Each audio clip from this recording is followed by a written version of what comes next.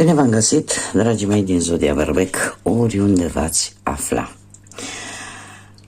Bine ați venit tuturor pe canalul meu, Tarotul de Loto. Eu sunt Nina și, ca de obicei, mă bucur să vă am alături la fiecare lectură. Azi voi face o lectură generală pentru luna octombrie acestui an, așa că dacă aveți Soare, Lună, Venus sau ascendentul în Zodia Berbec, atunci această lectură este de asemenea și pentru voi. Trebuie să vă aduc aminte că sunteți proprii stăpâni ai proprii voastre vieți și voi vă construiți viitorul, așa că luați decât acele informații care rezonează cu voi, iar restul lăsați-le să zboare în univers, pentru că sigur sunt pentru alte persoane din Zodia Berbec. Desigur, puteți completa această lectură vizionând celelalte zodii care pot reprezenta pentru voi ascendentul, Luna sau Venus sau oricare altă planetă importantă din cartea voastră natală. Bun, haideți să începem, dar nu înainte, desigur, de a vă mulțumi tare mult pentru comentarii, pentru like-uri, să le urez bun venit celor care sunteți noi abonații acestui canal și să vă transmit toată energia mea pozitivă. Bun, dragilor, și haideți să vedem ce vine pentru această lună octombrie. Și așa cum deja unii dintre voi s-au obișnuit, la fiecare început de lună facem câte o extragere din aceste 200 de cărți, câte o carte pentru fiecare săptămână. Și avem prima săptămână, așa ca un rezumat. A doua,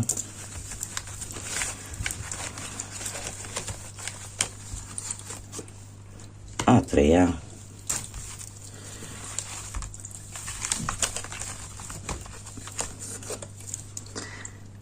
și s-au nimerit încă două, le voi lăsa așa. Bun, haideți să vedem. Prima săptămână din octombrie avem bastonul, care vine cu un avertisment și anume trebuie să prestați un pic mai multă atenție la sănătatea voastră. La semnele care vi le dă organismul vostru, nu le ignorați, pentru că e posibil să fie nevoie de poate niște analize sau poate unii dintre voi chiar poate sunteți programați în prima săptămână din octombrie să faceți anumite analize de sănătate. Dacă nu, indicat ar fi să dacă observați orice lucru diferit în propriul organism, nu stați și mergeți la cei care au depus deja un jurământ, cel al lui Hipocrate, ca să vă dea îndrumare, să vă poată ajuta și să vedeți despre ce este vorba. Da? Prestați mai multă atenție sănătății. În a doua săptămână avem monedele. Se pare că bănuții vor veni către voi.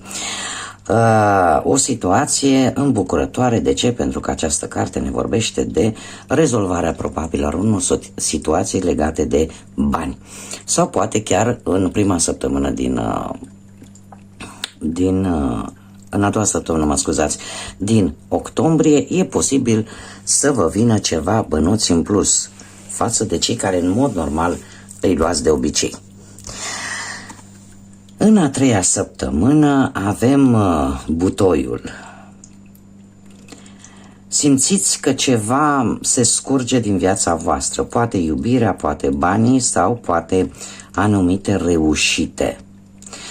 Aveți acea senzație că ceva nu merge așa cum trebuie. Posibil unii dintre voi, cum bine vedem și din această carte, ne vorbește de scurgere de bani, că banii parcă așa cum vin poate să duc prea repede sau poate din punct de vedere sentimental simțiți că ceva nu este în regulă, ceva se risipește. Da? Sau poate chiar vis-a-vis de anumite proiecte, planuri pe care voi le aveți și cumva parcă nu vedeți voi rezultate. Da? Ceva acolo vă scapă. În a patra săptămână mi-a ieșit două cărți și bine au făcut că au ieșit două cărți. De ce? Avem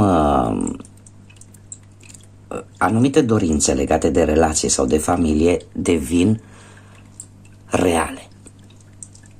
devin, aceasta e o fântână a dorințelor și se pare că lucrurile vor merge într-o manieră nu că pozitivă, foarte pozitivă. Și asta poate datorită unor noi idei, al unor noi aventuri. E vorba de un nou început, un început proaspăt în care dorințele voastre vor deveni realitate. Așa că în a 4-a săptămână din octombrie, o realizare importantă, indiferent de ce aspect al vieții vorbim, o realizare importantă vine către voi și ori veți începe un nou proiect, un nou plan, ori veți avea parte de noi lucruri în viața voastră care cumva să fie legate de ceea ce voi de fapt vă doreați și în felul ăsta să vă aducă bucurii. Haideți să vedem ce ne spune și acest oracol al trandafirilor roșii și avem săgeata lui Cupidon și o creștere, o stabilitate care vine în viața voastră. Opa. Ia să vedem ce mai avem aici. Bun, dragilor. Sper că se văd, da. Se pare că pentru unii dintre voi avem parte de săgeata lui Cupidon. Cumva dragostea ajunge în viața voastră și vă va aduce o stabilitate, dacă vorbim de dragoste, vă va aduce o stabilitate, o siguranță, veți învăța lucruri noi și în felul ăsta vă veți extinde poate sentimentele, veți avea mai multă claritate și mai mult adevăr, iar dragostea pe care voi o veți găsi va fi una necondiționată, va fi pur și simplu decât sentiment, atracție, fără niciun fel de alt interes meschin. Fără niciun fel de alt interes decât pur și simplu iubire, sentimente și emoții. De asemenea, dacă nu vorbim de iubire, putem vorbi de o invitație surpriză, da? O invitație surpriză care vă va ajuta să urcați, să creșteți, să obțineți acea protecție și acea afecțiune de care aveți nevoie. De asemenea, putem vorbi de a te prepara, a te pregăti pentru o, cum să spun eu, să găsesc cuvântul care să nu fie nici foarte, să fie așa pe înțelesul tuturor. E ca și cum te-ai pregătit de o reuniune. O reuniune, poate, nu știu, poate la locul de muncă, poate... Aș spune că este o lună în care, atât pentru cei care sunt interesați, poate, de viața asta, de zi cu zi, în general, da, de profesie, de bani, da, cât și pentru cei care sunteți interesați în mod special de dragoste, trebuie să vă spun un lucru că într-adevăr, cărțile, cel puțin acestea de oracol, îmi vorbesc foarte mult de partea asta relațional-sentimentală, da? În care într-adevăr apare, așa cum am mai spus, apare o creștere, apare o dezvoltare, apare foarte multă afecțiune, foarte multă atracție și în general sunt niște cărți extraordinar de bune pe partea asta amoroasă. Dar dacă vorbim de partea asta a profesiei, a bănuților, trebuie să vă spun că va veni o creștere. Chiar dacă creșterea în sine este cumva aparent un pic dificilă, ea există și te va ajuta să intri într-o nouă fază, vei avea determinarea necesară și în felul ăsta îți vei da seama, nu știu, e ca și cum îți vine să te pupi tu pe tine și să zici, uite că am reușit să o fac și pe asta, uite că am reușit să o duc până la capăt și asta. Nu știu dacă vă mai aduceți aminte acel imagine care de multe ori apare în filme în care unul își pupă bicepsul și spune, mă iubesc atât de mult, sunt puternic, așa ca un mic spirit de glumă, cumva veți reuși. Este adevărat, îmi apare cu pregnanță partea asta a dragostei, dar în general, pentru toți ceilalți care sunt interesați de viața profesională sau viața asta materială, lucrurile merg în creștere. Da? Și merg înspre bine. Haideți să vedem ce ne spune și tarotul, dragilor.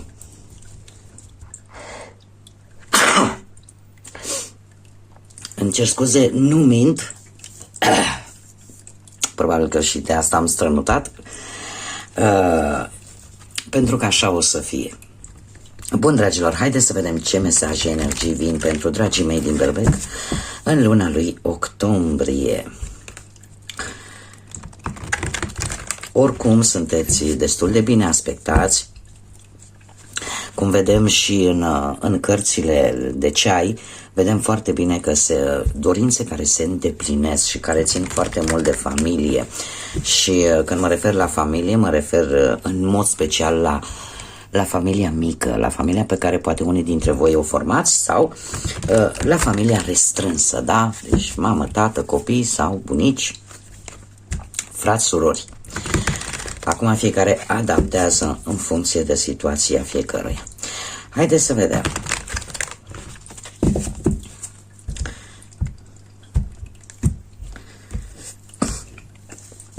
Și nu uitați că deja mai avem și luna aceasta, luna lui octombrie, mai avem o super lună, de care vom vorbi la timpul respectiv.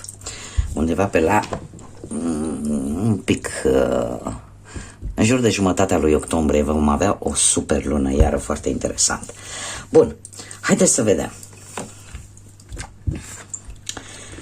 Și avem moderația. Un 5 de spade, forța și un paj de spade. Care este arcanul care este aliatul vostru în această perioadă? Și avem un rege de monede. Haide, dragilor, să vedem ce avem aici. Să-l punem mai așa, să stea mai separat. Bun. Și avem situația actuală. Situația actuală avem moderația. Moderația care ne vorbește de a fi echilibrat, de a avea răbdare, de avea acea capacitate de a te adapta, da? La situația pe care o trăiești în acest moment. Știi cumva cum să combini atât ce-ți spune sufletul, cât ce-ți spune și inima, și în așa fel încât să existe o colaborare armonioasă și să-ți păstrezi un echilibru cam în toate situațiile în care vă aflați în acest moment. Sunteți destul de pașnici, încercați să evitați conflictele și posibil să fi dat poate anumite sfaturi destul de bune și chiar și altora. Da? La muncă, posibil să fie o muncă destul de stabilă, o colaborare destul de bună cu colegii de muncă. Pentru unii dintre voi, posibil să fie apărut anumite contracte sau anumite înțelegeri. De moment, finanțele sunt destul de echilibrate, iar dacă vorbim de dragoste, pentru unii dintre voi care sunteți într-o pereche, se pare că vă sprijiniți unul pe celălalt pentru ca relația să funcționeze cât mai armonios posibil. E posibil ca în ultima perioadă să fi simțit nevoia de a sta poate mai mult timp împreună. Cei singurei, posibil să apară acea necesitate să, nu știu, în ultima perioadă să simțiți nevoia de a nu mai fi singuri, de a avea un suflet lângă voi. Și trebuie să fac o mică specificație, așa cum spun la fiecare început de lectură, sunt lecturi generale. Eu îmi fac datoria, vă spun ceea ce cărțile îmi transmit. E posibil, poate ca unii dintre voi care, nu știu, poate sunteți singuri și vreți să rămâneți așa, nu e niciun fel de problemă. Da? Asta nu înseamnă că nu e cu literă de lege, plus de asta, tarotul și în general și cărțile de oracol și toată cartomanția nu obligă, nu face altceva decât să arate situațiile fix așa cum sunt, dar deciziile, desigur, vă aparțin în totalitate. Bun, am încheiat această paranteză și haideți să continuăm cu partea muncii. Cum se va dezvolta această parte profesională în viața voastră, dragilor din Berbec? Și avem un 5 de spade. Un 5 de spade care îmi vorbește de anumite tensiuni, probabil la locul de muncă. Mare grijă, pentru că e posibil ca aceste tensiuni să vină din, nu știu, din invidie, posibil. Nu știu, poate voi lucrați mai mult sau câștigați mai mult sau faceți mai bine un job și cumva sunt acolo și persoane care, poate chiar dacă nu au nimic de câștigat, pur și simplu intră într-un conflict cu voi și creează tot felul de tensiuni. Chiar dacă eu aș spune că sunt un pic pe nedrept, aș spune să încercați să vă păstrați această moderație, mai ales în prima jumătate a lui octombrie. Bun, ce ar mai fi legat de muncă? E posibil ca unii dintre voi, cu acest 5 de spade, în luna lui octombrie, să fiți într-o competiție cu încă una sau mai multe persoane pentru un anumit post. Așa că, dragilor, dacă sunteți stăpâni pe respectiva activitate și știți să o faceți super bine, aveți mari șanse ca voi să câștigați acest post. Da? În general, este cartea care mie, sinceră să fiu, din punct de vedere personal, nu îmi place foarte mult, dar mă rog, ea are rolul ei și foarte bine că l-are. Conflictele astea care pot apărea și tensiunile astea sunt de fapt o irosire de energie, pentru că într-un final nimeni nu va câștiga. Chiar dacă voi puteți avea falsa asta idee că ați câștigat, de fapt este un fals câștig care nu va face altceva decât să vă aducă probleme și nu pe termen scurt, pe un termen mai lung. Așa că mare grijă pe partea asta profesională. Mergem mai departe. Pe partea bănuților avem forța, semnul leului, poate vă spune ceva, care despre ce ne vorbește? Ne vorbește despre realizări, despre bănuți, forța care vine cu noroc. Cumva norocul este de partea ta. Nu știu, poate unii dintre voi poate cumpărați ceva de valoare sau investiți în ceva de valoare, nu știu, poate investiți în schimbați mobila din casă sau poate vreți să faceți o renovare sau poate vreți să vă cumpărați ceva, un bun care are o anumită valoare. În general, forța ne vorbește foarte mult de șanse și șanse bune. Veți avea așa o atitudine destul de bună, destul de diplomată, în care veți reuși să comunicați foarte bine, veți reuși să convingeți. Da? Veți avea acest atu foarte important de a convinge prin intermediul vorbelor, al cuvintelor. Veți avea așa un plus de valoare folosindu-vă această abilitate de convingere, dar nu prin forța brută, nu prin forța fizică, ci de data aceasta prin puterea de convingere, da? Cu ajutorul cuvintelor și al modului în care vă exprimați. Și ajungem la dragoste care avem un paj de spade care ne vorbește despre curiozitate. Dragilor, sunt posibil pentru unii dintre voi să apară ceva conflicte ușoare, dar dacă vă dați un pic de spațiu și dacă există respect, lucrurile se vor rezolva de la sine. Acum, ce trebuie să vă spun? Că există pentru unii dintre voi, există cineva care se interesează în secret de voi, care vă cam spionează, vă cam vrea să afle de una de alta, cineva care posibil să fie dintr-o zodie de aer, Gemen, Balanță sau Vărsător. Așa că apare o curiozitate destul de accentuată. Dacă nu vorbim de o persoană și poate vorbim chiar de voi, sunteți foarte nerăbdători, sunteți cum să spun eu, ar trebui să aveți un pic mai multă grijă cui spuneți anumite secrete. De ce? Pentru că e posibil să regreți un pic mai târziu, pentru că aceste secrete, și mai ales pe plan amoros, pot fi folosite împotriva voastră. Așa că, mare grijă. Mare grijă ce spuneți, cui spuneți, și chiar dacă e posibil să vă învățați o lecție din treaba asta, pentru că unii dintre voi e posibil să li se fi întâmplat lucrul acesta, cumva nu mai repetați aceeași greșeală. Acum, ce ne spune aliatul vostru în această lună octombrie? Și avem un rege de monede, zodii de pământ, Taur, Fecioară sau Capricorn.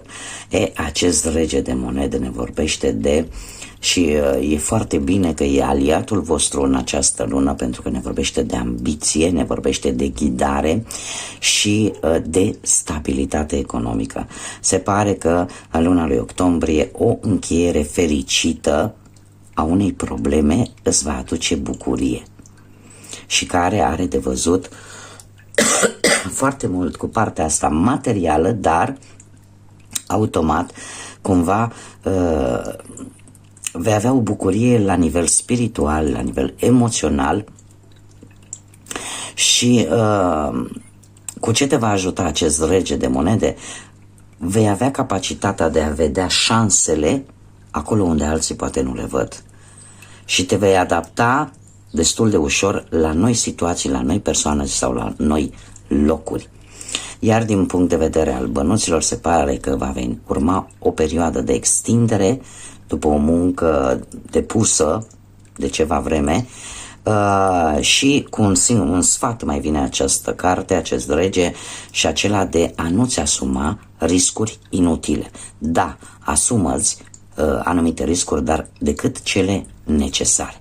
Și, bineînțeles, să nu uiți să fii cât mai calculat. E posibil ca unii dintre voi să aveți și în jurul vostru zodii de pământ, da? Care să vă poată ajuta. Haideți să vedem ce numere angelice am pentru voi în această lună a lui octombrie. Care sunt numerele importante pentru zodia perfectă, pentru luna lui octombrie?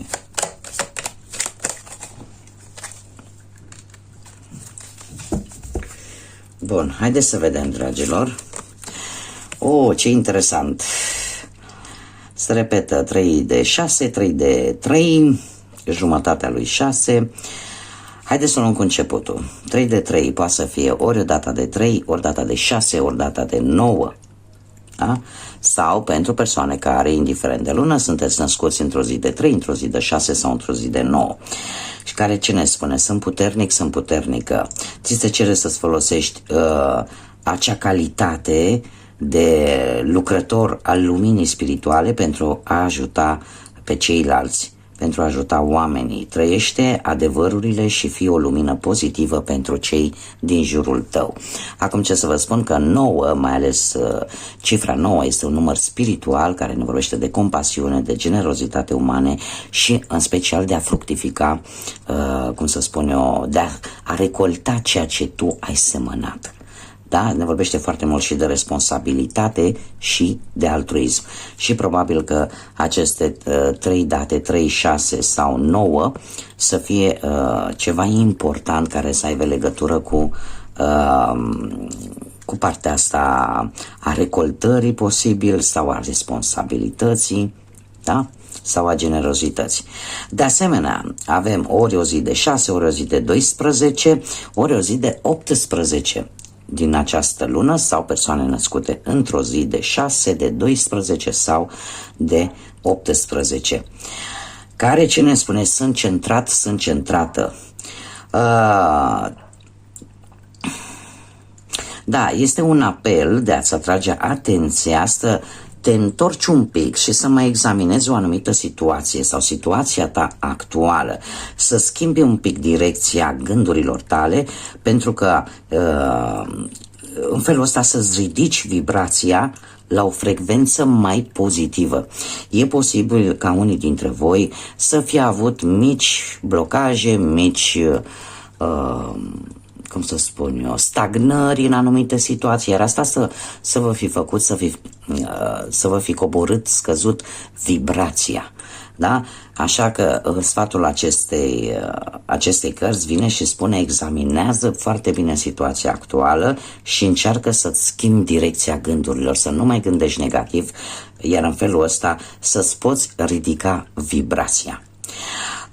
De asemenea, posibil să mai avem loc cum am mai văzut foarte bine, într-o zi de 6, cred că ziua de 6 octombrie va avea o conotație importantă pentru voi toți, 12 sau 18 octombrie, acolo ceva se va întâmpla important pentru voi și tocmai de aceea vi se sugerează să nu vă lăsați purtați de val și voi să fiți focusați pe o energie cât mai pozitivă, gânduri cât mai pozitive ca să atrageți energie pozitivă.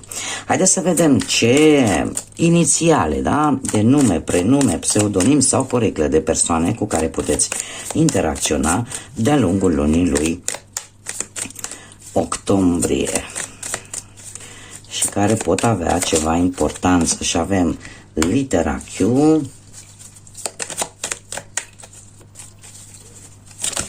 hopa, hopa, hopa, hopa. Avem litera F de la floare,